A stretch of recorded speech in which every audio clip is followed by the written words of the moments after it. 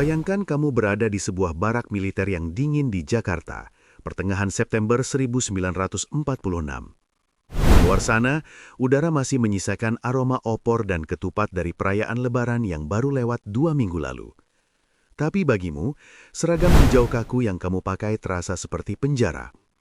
Kamu mendengar sayup-sayup suara takbir yang masih terngiang memanggilmu pulang ke sebuah kota kecil di Jawa Tengah bernama Salatiga. Namanya George Reunecker. Di kertas administrasi Belanda, dia adalah prajurit KNIL dengan nomor stambuk 107917. Tapi di dalam dadanya, dia hanyalah seorang pemuda yang rindu rumah. Hari ini, kita akan bercerita tentang salah satu aksi desersi paling nekat sekaligus paling sopan dalam sejarah revolusi kita.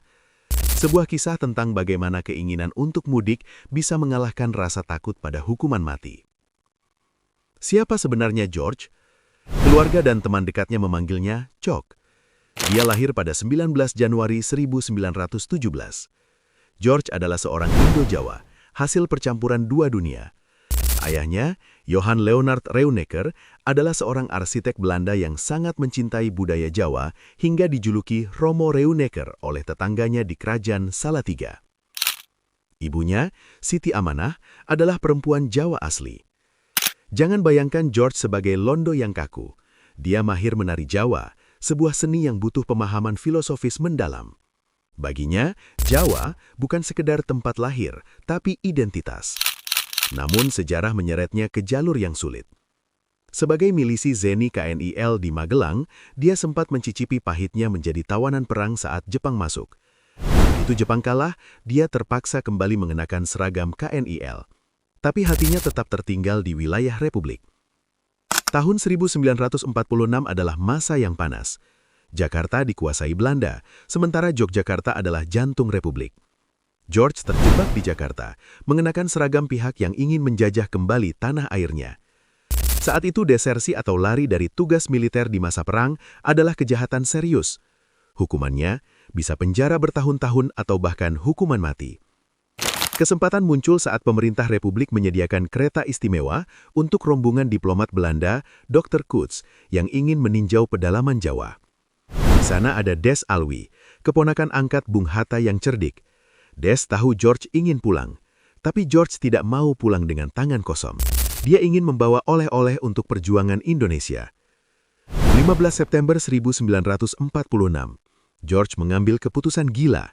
Dia menyelinap ke gudang senjata markasnya dan mencuri 3 pucuk Tommy gun lengkap dengan pelurunya. Bayangkan ketegangannya, membawa senjata curian di tengah kepungan tentara Belanda yang lain. Di dalam kereta istimewa, George melakukan hal yang tak terbayangkan.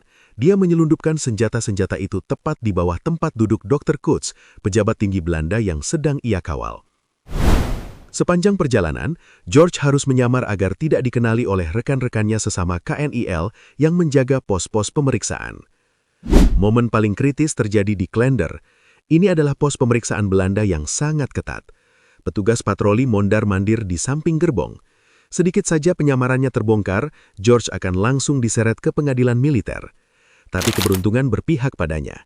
Kereta itu melaju, melewati garis demarkasi, dan akhirnya menarik nafas lega saat memasuki wilayah Republik. Sesampainya di Yogyakarta, aksi nekat ini sempat membuat Bung Hatta marah besar. Beliau khawatir diplomasi Indonesia rusak karena dianggap menculik prajurit Belanda. Tapi bagi George, misinya berhasil. Dia segera menanggalkan seragam KNIL dan bergabung dengan Angkatan Udara Republik Indonesia atau AURI. George bukan hanya desersi demi mudik, dia desersi untuk berbakti. Dia menjadi salah satu pionir navigasi udara sipil Indonesia dan pensiun dengan pangkat mayor pada tahun 1958.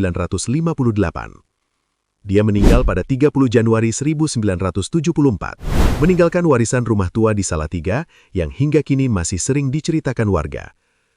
Kisah George Reunecker mengingatkan kita bahwa pulang bukan sekedar perjalanan fisik. Bagi George, mudik adalah perjalanan menemukan jati diri. Dia membuktikan bahwa cinta pada tanah air bisa melampaui batas-batas identitas darah dan pangkat militer. Terkadang, kamu harus berani meninggalkan segalanya, bahkan dianggap pengkhianat oleh satu pihak hanya untuk bisa jujur pada hatimu sendiri. Jadi apa arti pulang buat kamu? Tulis di kolom komentar ya. Saya Alsa, sampai jumpa di kisah sejarah selanjutnya.